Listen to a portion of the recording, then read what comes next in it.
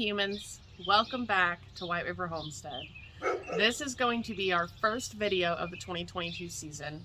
And while I had anticipated keeping up with the YouTube, life got crazy. We haven't uploaded in a while, but we're back and I'm so excited to show you what we've done around the homestead while we've been gone. So it's been a crazy year and I just wanted to update you guys on what's going on around here. So at the end of last year, I quit my job. I left corporate America. I said, I'm done with this 9 to 5. A lot of stuff happened leading up to that, so it kind of solidified my decision, but I did it. And so I started my own virtual bookkeeping business, and that's been going really great. But also, we're going to homestead full time. I'm going to be out here in the gardens every day. We're doing farmers markets, so we're going to be able to share our produce with all of our community. We purchased a building. This is going to be dual purpose. We'll talk about that in a later video, but part of that is going to be selling produce up there so our local community has options. And that's the goal, to grow food and to teach others how to grow food. We're huge advocates of cultivating your own originality, and so that's what we're doing here. So let's go ahead and let's get to it.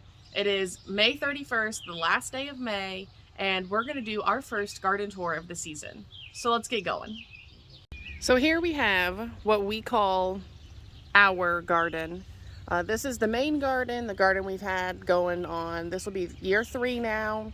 Same garden that we've had, just place things a little differently. So let's see what all we have planted in here. On our arched trellis here, we have 2 Kajari melons. We did have a third, but something got it. And then we have 2 cantaloupes. We also planted radishes through there. So we'll have those here soon. You can see beans popping up on this side, along with just a few extra random flowers because grow beauty. Over here, this Kajari melon is doing really well. So is that one. We've had an issue with slugs, and I actually thought I saw one, but it was just a moth. But this down here was another Kajari melon. Something ate it. So we just stuck an extra tomato there. No big deal. On the other side of this trellis, we have several different varieties of peppers, some marigolds and sunflowers, because like I said, grow beauty. One thing that we are going to give a try this is topping our peppers. I want to do it every year, and I never do, because coming in with scissors and just cutting the tops off of a plant just sounds counterproductive to me. But I've done a lot of research. I've seen a lot of people say you really need to top your peppers, so we're going to give it a try this year. It's supposed to make the plant bush out instead of grow big. And the last couple years, our peppers never really grew big anyway. So I figure it's worth a try. We're going to do that here pretty soon and see if that works for us. So do you top your peppers? What tips do you have for growing peppers? Because I struggle a little bit. But that's something new we're going to try this year, especially in this bed, and see what happens. So let's continue. In the corner over here, we just have some nasturtium. And if you didn't know, this nasturtium plant is edible. Some people will stuff these flowers. The leaves are edible. They're really good in salads. We have our citronella plant there, and then some dill down here. You can never have enough dill.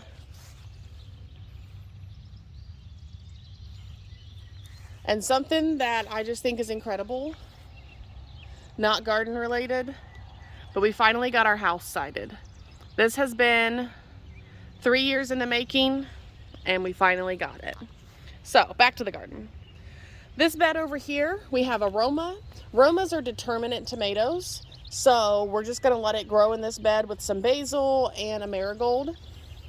They don't get trellised because they're only gonna grow so big. So we'll see how that goes. This bed here, for those of you that have followed us for a couple years, you'll notice this is our Comfrey.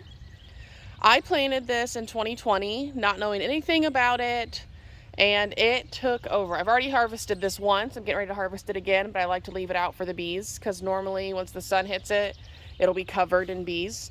But comfrey is good for so many different things. And so that's one of the reasons that I continue to grow it, is because the first harvest that I did, I went in and I chopped all of the leaves. And with that, I took those leaves, I put them in a bucket, filled it with water, and let it sit for a couple weeks covered so the mosquitoes don't get it.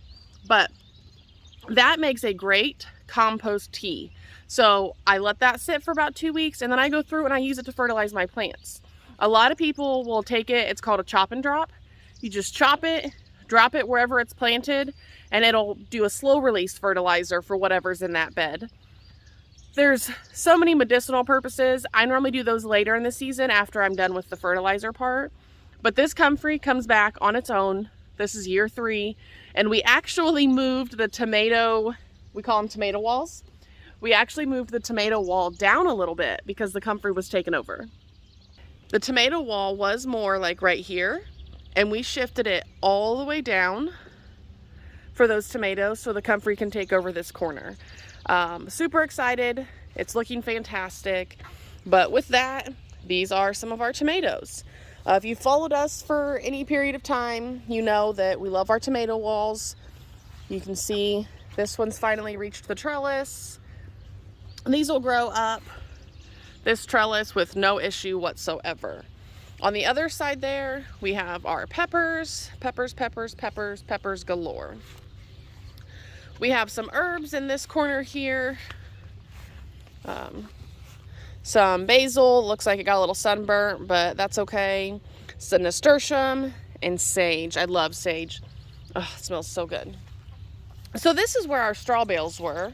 And last year we decided to just put several straw bales here, and there was nothing around them. We planted a tomato to see if it would grow, and it did. But this year we decided they were a little too decayed to do that, so we went ahead and built a bed, stuck them in there. So underneath this real thin layer of dirt is literally just straw. I mean, it's straw bales. This is a tomato that we got locally for free. These are blue butterfly peas. The peas themselves aren't necessarily used for food, but the blue flowers are what you harvest, and they're going to be phenomenal. And then I have a ground cherry here just because we had it left over and I didn't know what to do with it, so I stuck it in that bed. Going over to the earth bed, this is kind of a whole mess, and I have no clue what to do with it, so we're just kind of winging it this year. But you can see the ground clover and stuff like that kind of took over, so we're just making do with what we have. But we have some lettuces in the corner bed here. We do have a pumpkin there and one over there. And then this is our pea trellis. So these are sunflower stalks that we saved from harvesting last year. We made them into a teepee, and then I've planted peas at the bottom that will vine up them. So that's the goal there. Kind of excited about that. There's a moth butterfly there.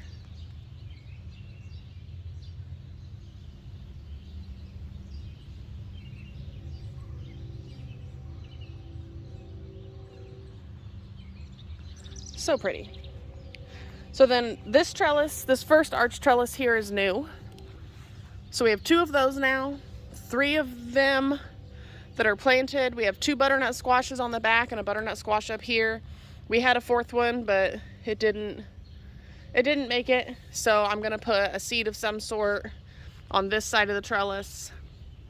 Our chamomile, well, if you've ever grown chamomile, you know all about that, and it is growing like crazy. I'm gonna harvest some of these later as soon as the buds open.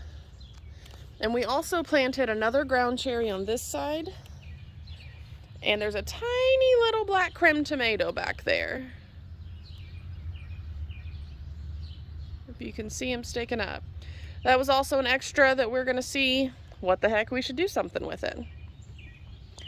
So we're gonna come back over here.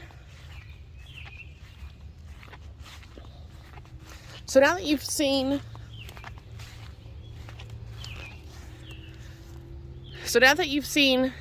the back beds, we're gonna go ahead and look at the garlic. We have garlic in this bed, and then we have cucumbers growing up the sides, just like we did last year. Everything's doing fantastic. These are two different varieties of garlic here and in that bed. We planted these around Thanksgiving. They overwintered, and now in this bed you can see they're starting to get some scapes. So we'll definitely be harvesting those here sooner than later. I'm hoping to take some of those to the farmer's market to sell, but before we do anything, I want to try them myself. So we have more cucumbers on that side. This is Lair's hot pepper bed.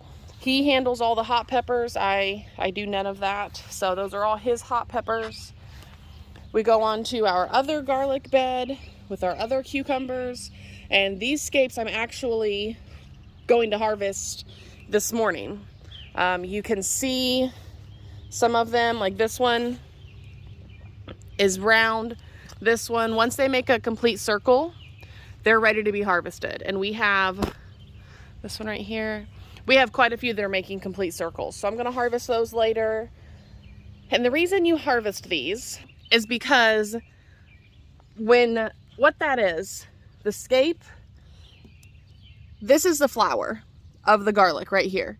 So if you let this go, then what's gonna happen is it's gonna go to seed. And you're not gonna get a big bulb because it's focused on building that flower so it can spread its seed for the next year. So we harvest those. Once you harvest those, it puts the energy back into the bulb, and that's where you get your big garlic bulbs. So we're gonna see what we can make with these. If you've ever cooked with garlic scapes, let me know in the comments. What do you do with them? Because I'm not really sure what we're gonna do, but we're gonna harvest them today. Over here we have some dill with our friendly owl, and then onto another tomato wall here. On this side of the bed we planted carrots. I'm not seeing that any of them have necessarily sprouted.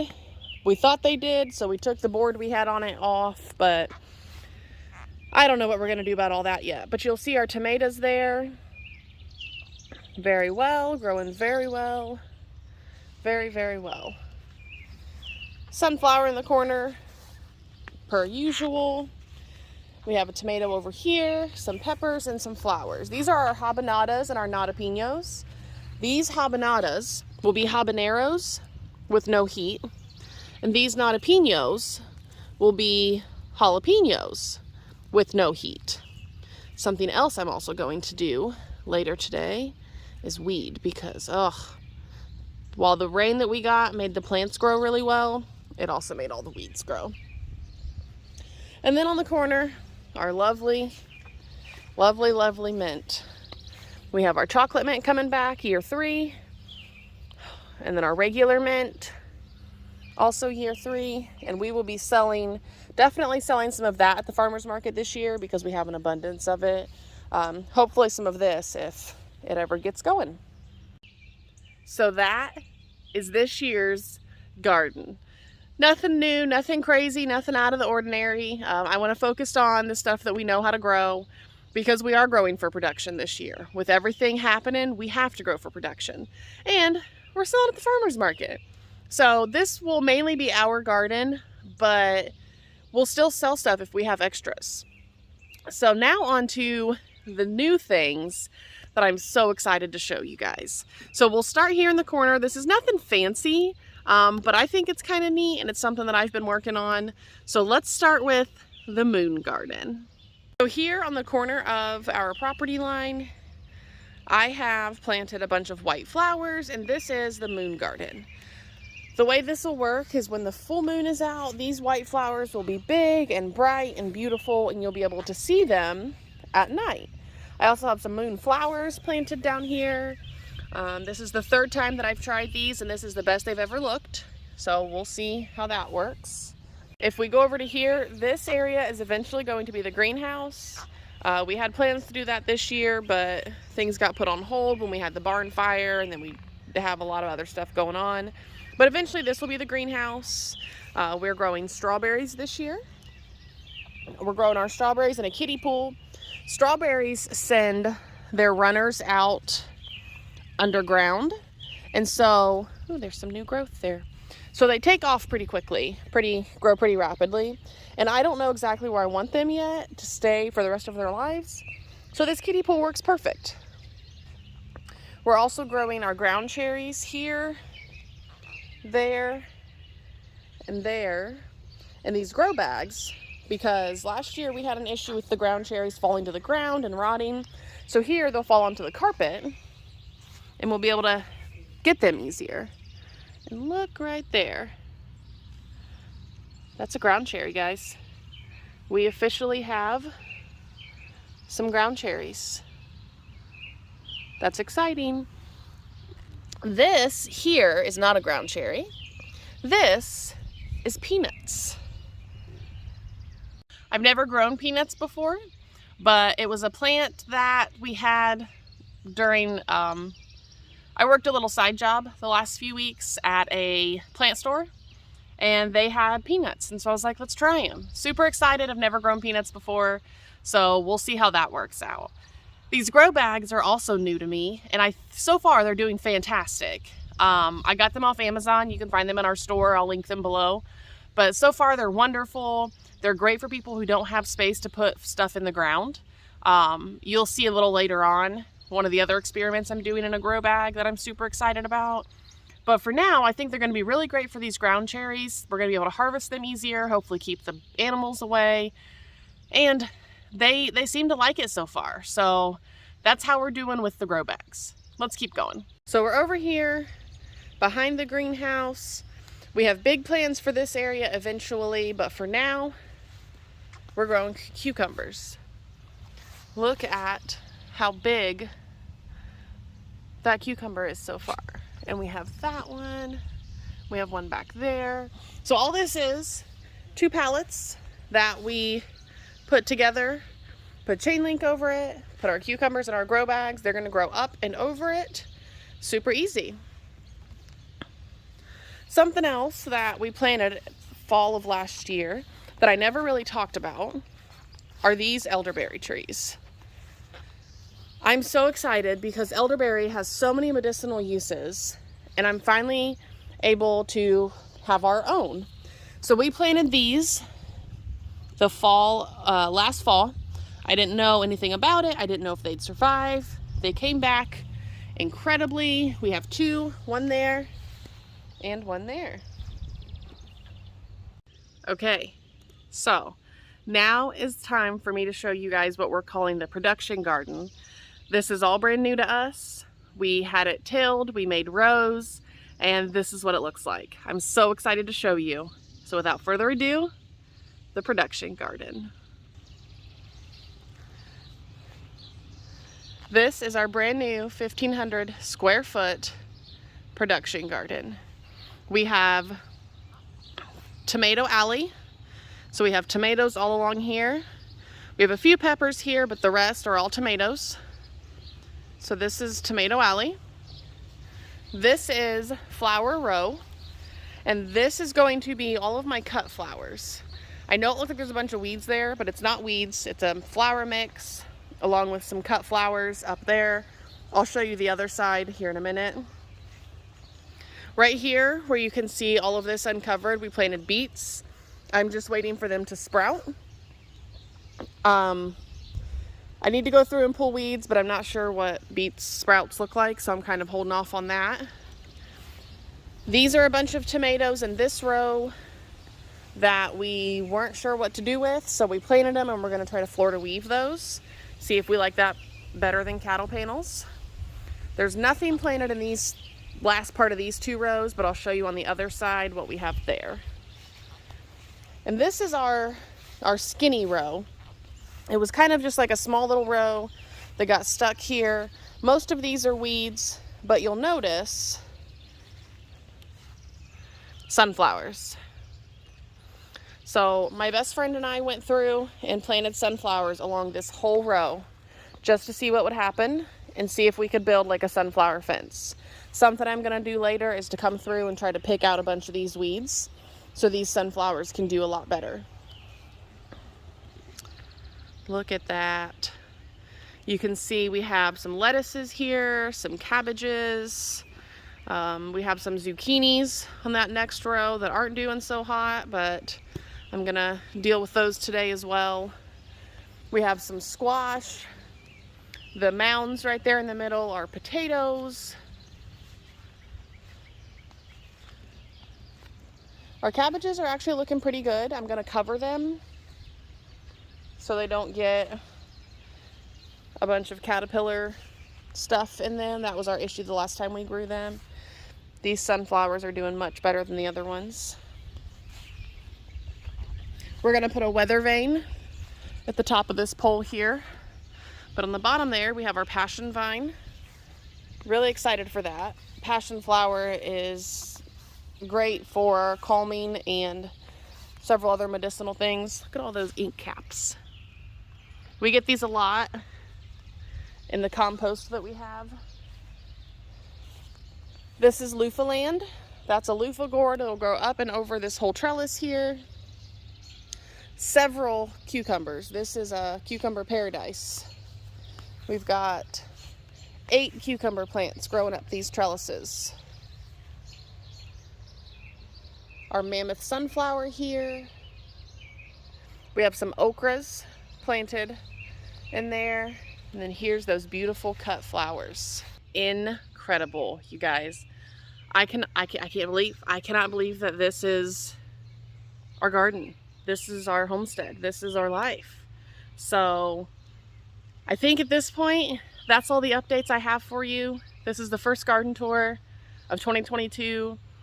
I'm sure there's going to be more to come, something I forgot. So go ahead and give us a like, subscribe, follow us on Facebook, Instagram, or TikTok, and we'll be back soon with another garden tour. As always, cultivate originality.